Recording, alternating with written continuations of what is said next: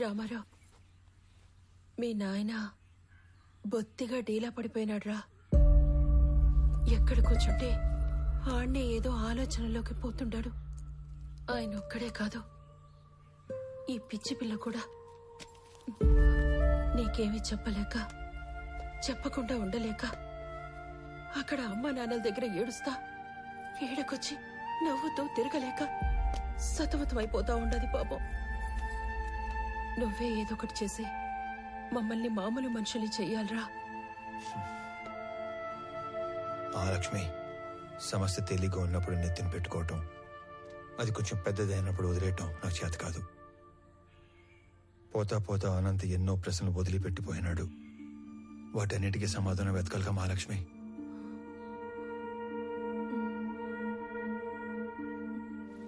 నేను మాట్లాడతాను, నువ్వు వెళ్ళు.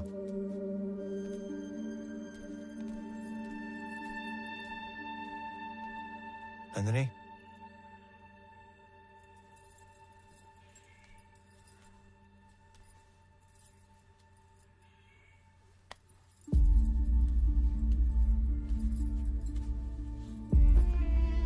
మచ్చలేని బండరాయిలా బతకడం కన్నా మచ్చపట్ల ఒక భోజనాలా బతకడం నాకు ఇష్టం. నా కోసం ఇంకొన్ని రోజులు ఉపయోగపట్టు, అన్ని సర్దుకుంటాయి.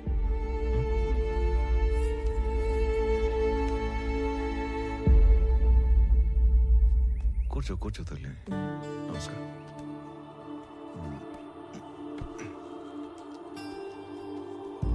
అయ్యా, మనవరాలు మనస్మరిసి తీసుకొచ్చింది. మా వాడు దుబాయ్లో ఉన్నాడని చెప్పడం అబద్ధం. అసలు నిజం ఏంటంటే పరువు పోతని ఎవరికి చెప్పుకోలేక బిడ్డేమయ్యాడో సరిగ్గా వెతకడమే మానేశాను. మా నాన్న గొంతు విని చాలా రోజులైంది. ఈ మధ్య కలలో కూడా రావట్లేదు.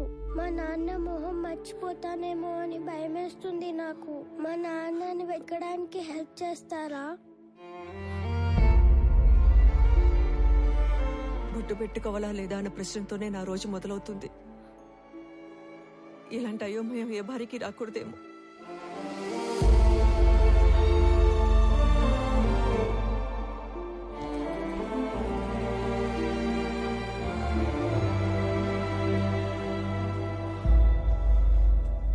నా కొడుకు వయసు ఉంటుంది నీకు.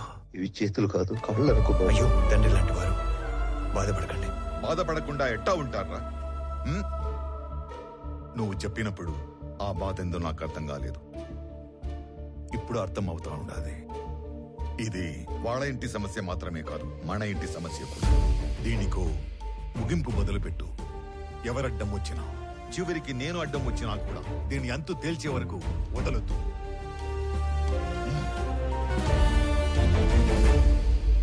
తీసుకోండి అంకుల్.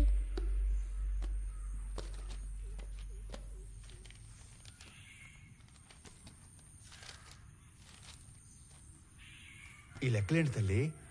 రే, నేను నెంబర్ చెప్తా, నోట్ చేసుకో. 085923451. వాడి పేరు సురేష్. 3 తబలాలోళ్ళు, 6000 చొప్పున 3. ఈ అమౌంట్ రేపు ఇచ్చేద్దాం. అలాగే ఇద్దరు మనుషులకి 250 చొప్పున 3 రోజులు, అంటే 2 × 3 × 250. రిటర్న్ వచ్చాక బల్క్ 20,000 ఇస్తాను. ఇంకొక నెంబర్ చెప్తా, రాసుకో. 083323141. వాడి పేరు దివాకర్. 4 సిగరెట్ లోళ్ళు. ఖర్చులిద్దరికి 300 చొప్పున 3 రోజులు. నీ మనిషి కాబట్టి 300 ఇస్తున్నాను. రిటర్న్ వచ్చాక బల్క్గా 30,000 ఇస్తా.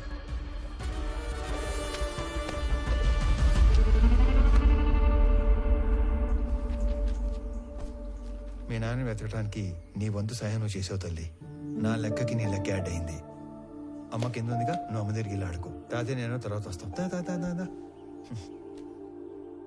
వెళ్ళు. ఈ లెక్కలేంటి బాబు?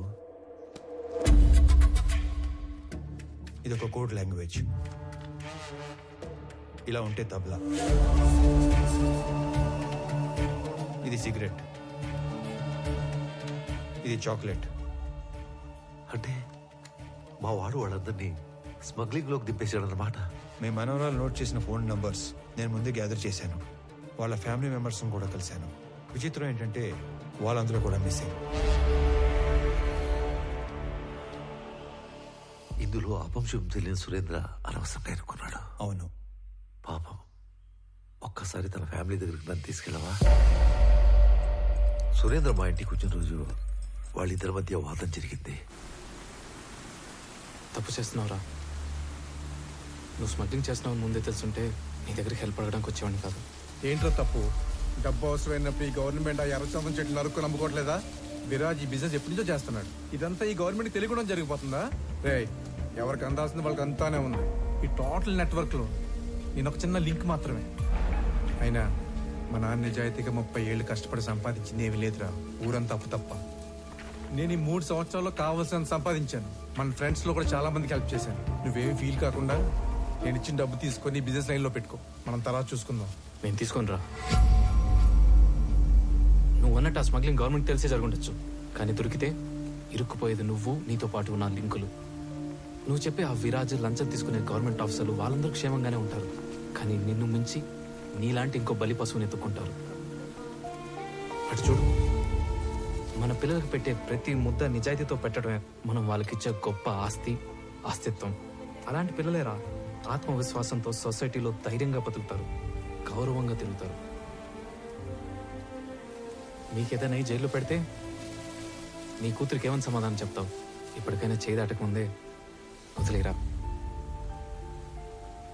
నేను ఇంత లోతుగా అస్సలు ఆలోచించలేదురా. ఈ మధ్య మా నాన్న కూడా నా ఎదుగుదల చూసి ఆనందించట్లేదు, అనుమాన పడుతున్నాడు. నేను చేసే ఈ పని మా వాళ్ళకి తెలిసేలోపు నేను ఈ వ్యాపారం వదిలేస్తాను. నేను డబ్బు తీసుకుని ఒప్పుకున్న ఈ కన్సైన్మెంట్ పూర్తి చేయాలి. ఆఖరి నిమిషంలో వదిలేస్తే ఆ విరాజ్ మనుషులు ఎవరిని బతకనివ్వరు. ఈ ఒక్క కన్సైన్మెంట్ ఫినిష్ చేసిన తర్వాత నేను నీతో పాటు వచ్చేస్తారా? మన ఇద్దరం కలిసి వ్యాపారం చేసుకుందాం. ఆ మాట అన్నా నాకు చాలా హ్యాపీగా ఉందిరా. రే, ఇంకో విషయం, రేపు మా కన్సైన్మెంట్ వెళ్ళే రూటు మీ ఊరు పక్కన ఉన్న ఇంటర్నల్ రోడ్లోంచే. రేపు నైట్ వెళ్ళే లాస్ట్ కంటైనర్ వెనకాల నేను కూడా పోర్టుకి వెళ్తాను. నువ్వు నాతో పాటు కార్లో వచ్చేసి ఇద్దరం కలిసి కబుర్లు చెప్పుకుంటూ వెళ్తాం. నేను మీ ఊర్లో దించేసి నేను పోర్టుకి వెళ్ళిపోతాను. రే, నా కార్లో రావడానికి కూడా అంత ఆలోచిస్తావేంట్రా? నువ్వు మరీ భయస్తుడురా. మాకు మంగళూరు పోర్టు వరకు రాజ్య మార్గం సెట్ చేసి ఉంది. నీకేం భయం లేదురా. పద. మా వాడేదో చిన్న చిన్న తప్పులు చేసి డబ్బులు సంపాదిస్తున్నాడని నాకు అనుమానంగా ఉండేది. కానీ వాడు స్మగ్లింగ్ చేస్తున్నాడని సురేంద్ర వచ్చి వాడిని మార్చే రోజు వరకు నాకు తెలియదు. వాళ్ళిద్దరూ ఆ రోజు కలిసి బయలుదేరారు, కలిసే కనబడకుండా పోయారు.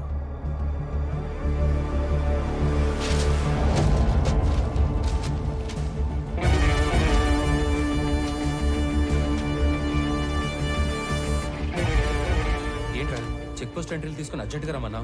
వర్మ ఫ్యామిలీ చెప్పిన దాన్ని బట్టి సురేంద్ర వర్మతో కలిసి వెళ్ళాడు. వాళ్ళిద్దరూ మిగతా 20 మంది మన సరౌండింగ్స్ లోనే మాయమైనట్టు నాకు అనిపిస్తుందిరా. అరే, నువ్వు పీలర్లో 2 చేతులతో నోట్ చేసుకున్న అన్ని కంటైనర్లు మంగళూరు చేరుకున్నాయి. అన్ని చెక్ పోస్టులలో నేనే పర్సనల్ గా ఎంట్రీస్ నోట్ చేశాను. అయినా సరే మన దూరదర్శన్ గంగాధర్ చెప్పిన ఏజెంట్ కూడా ఇంతమంది ఎలా మిస్ అయ్యారో క్లూ కూడా లేదని ఫోన్లో చెప్పాడు. అనంత్, ఏదో వెతుకుతున్న సిఐ మురళి, మిస్ అయిన సురేంద్ర. ఏంటో అంతా మన చుట్టూనే మన పక్కనే ఏదో జరిగినట్లు అనిపించట్లేదు? లేదురా, అన్ని సైడ్ల నుంచి ఈ మ్యాటర్ మంగళూరులో ఎండ్ అవుతుంది. నువ్వు మంగళూరు బయలుదేరినప్పుడు కూడా నిన్ను ఆపడానికి అనంత్ అటాక్ చేశాడు. అంటే అక్కడ ఏదో జరుగుతుందనే కదా? కాదురా, అనంత్ అటాక్ చేసింది నన్ను ఆపడానికి కాదు, చంపడానికి. మంగళూరులో నాకేదో దొరికేస్తుందని కాదు, తిరిగి వచ్చాక వాడెక్కడ దొరికిపోతాడేమో అనే భయంతో. నన్ను వదిలి ట్రైన్ లూప్ లైన్లో ఆగి బయలుదేరే లోపే ఒక గ్యాంగ్తో వచ్చాడంటే వాడు డైరెక్ట్గా నెట్వర్క్కి కనెక్ట్ అయి ఉన్నాడు. ఎవడికో వాడు ఇన్ఫార్మ్ చేశాడు. ఎస్,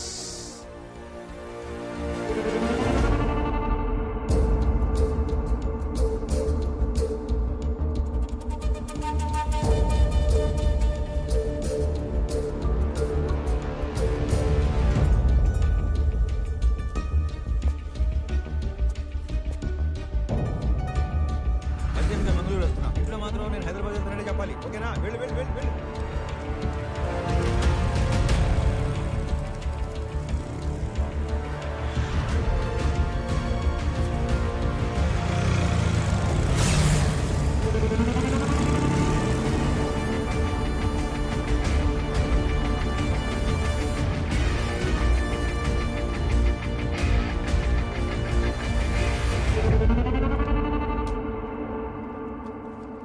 ఫోటో బూత్ కాదు, ఫోన్ బూత్. జోక్ చేసిన తప్పిపోయినాడా? కాదు, ఏడుకొచ్చి ఫోన్ చేసినాడు. రోజుకి ఎంతో మంది వస్తారు పోతారు, అందరి ముఖం గుర్తు పెట్టుకుని అయ్యే పని ఆయని. అయినా నేను కస్టమర్ ఇచ్చే దుడ్డును చూస్తాను తప్ప ఎవరి ముఖం చూడు. ఇప్పుడు కూడా నీతో ఇంతసేపు మాట్లాడినా నీ ముఖం చూడకుండానే మాట్లాడుతా ఉన్నా. సరే, పోయిన ఆదివారం 23వ తేదీ రాత్రి 9-9:30 మధ్య కాల్ లిస్ట్ కావాలి. పోలీసా? కాదు. అయితే వచ్చు. ఆ రోజు ఆ టైం లిస్ట్ కావాలంటే అప్పటి నుంచి లిస్ట్ వెనక్కొట్టాలి. అలా కొట్టడానికి డబ్బులు ఇస్తాను. డబ్బులా? డబ్బులు అనగానే ఎలా వస్తుందో చూడు.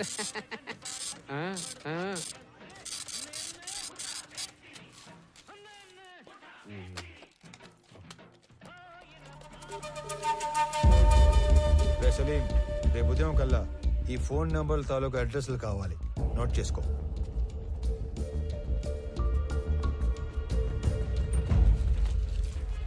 సార్, నిజంగా మీరు పోలీస్ కాదు కదా? గవర్నమెంట్.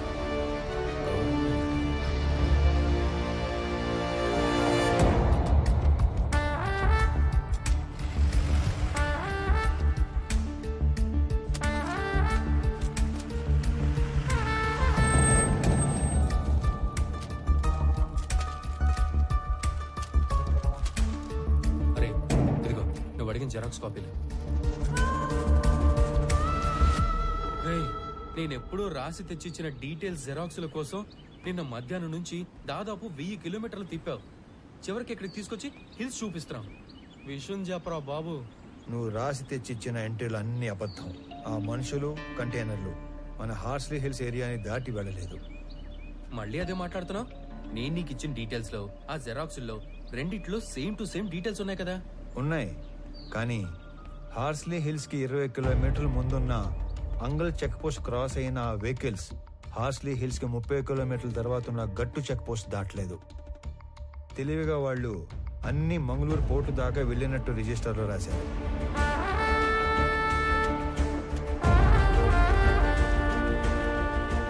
గట్టు చెక్ పోస్ట్ నుంచి మంగళూరు పోర్టుకెళ్లే వరకు అన్ని చెక్ పోస్ట్ ఎంట్రీలు ఒకే హ్యాండ్ రైటింగ్ లో ఉన్నాయి.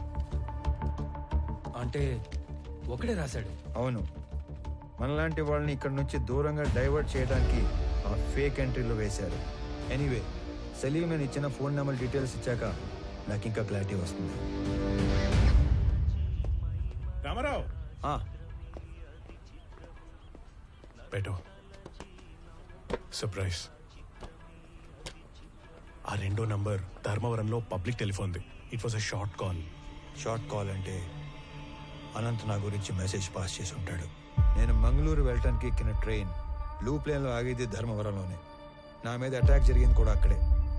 నువ్వు ఇచ్చిన మొదటి నంబర్ ఒక గోస్ట్ నంబర్. లేని మనిషి పేరు మీద తీసుకునే నంబర్ అన్నమాట. ఇది ఒక గెస్ట్ హౌస్ లో ఉంది.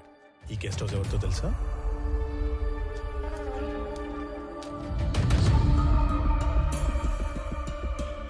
Salim, are you sure about this? ఖచ్చితంగా ఇది అతని నంబరే. కాల్ ప్యాటర్న్ ప్రకారంగా ఆదివారం మాత్రమే ఈ ఫోన్ వాడుకలో ఉంది. Is one of the most powerful persons in the state. ఈ నెంబర్ అతనే వాడుతున్నాడని ఎలా కన్ఫర్మ్ చేయటం? ఏ కామ్ కరెంగే, నేను నీకు ఒక బట్ ఫోన్ ఇస్తాను. ఆదివారం రోజు అది ఫోన్ లైన్ కి కనెక్ట్ చేసి వెయిట్ చేస్తే ఏదైనా ఫోన్ కాల్ వచ్చినప్పుడు టోటల్ కాల్ వాయిస్ వినొచ్చు. ఇది కొంచెం ఇల్లీగలే, కానీ చేసేద్దాం.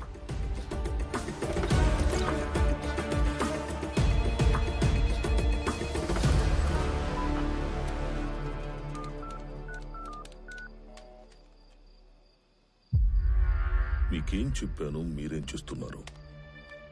సార్, మీరు భయపడి నన్ను తిట్టమాకండి. మీరు చెప్పినట్టే మా పాటికి మేము విడిపోయి ఒక్కొక్కడిని ఎవడి పని వాడు చేసుకుంటా ఉన్నాం.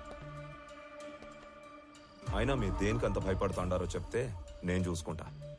నేను భయపడుతుంటే నువ్వు చూసుకుంటావా? రేయ్, నేను మీకు ముందు చెప్పిందే మళ్ళీ చెప్తున్నా, క్లియర్ గా విను. ఆపరేషన్ మాయంని నేను ఫుల్ ప్రూఫ్ గా డిజైన్ చేశాను. దాని ప్రకారం మన మధ్య కమ్యూనికేషన్ వాటర్ ఫాల్ లో వాటర్లా పైనుంచి కిందకి మాత్రమే వస్తుంది. అంటే నా నుంచి కింద ఉన్న మీకు కొరియర్ బాయ్స్ ద్వారా వస్తుంది.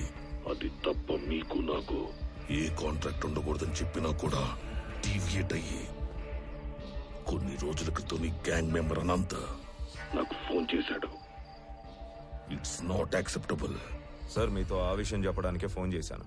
అనంత్ నాకు కూడా తెలియకుండా ఏమేమో చేశాడు. నా గ్యాంగ్ లో ఇద్దరిని ఎక్కడికో పంపి అడిగినా తెలియనట్టే బుకాయించాడు. ఆడనే వానికి నాకు పెద్ద కొట్లాట అయింది. అనంత్ మీతో డైరెక్ట్ అయిపోదామని మీకు ఫోన్ చేసి ఉంటాడు. వాడి పాపం బండి ట్రైన్ యాక్సిడెంట్ లో చనిపోయాడు. చంపడానికి పోయినాడు, పైకి పోయాడంటే యాక్సిడెంట్ లో పోయినట్టు కాదురా ఈడియట్. ఎవరి చేతిలోనో చచ్చినట్లు. ఎవరినో చంపడానికి పోయాడా? ఎస్. చేతనైతే వాడెవడో కనుక్కుని వాడిని లేపేయి, లేదా నువ్వు పరారీలో ఉండు. సార్ చేసిన దానికే 7 ఏడాది నుంచి డబ్బు కోసం వెయిట్ చేస్తున్నాం.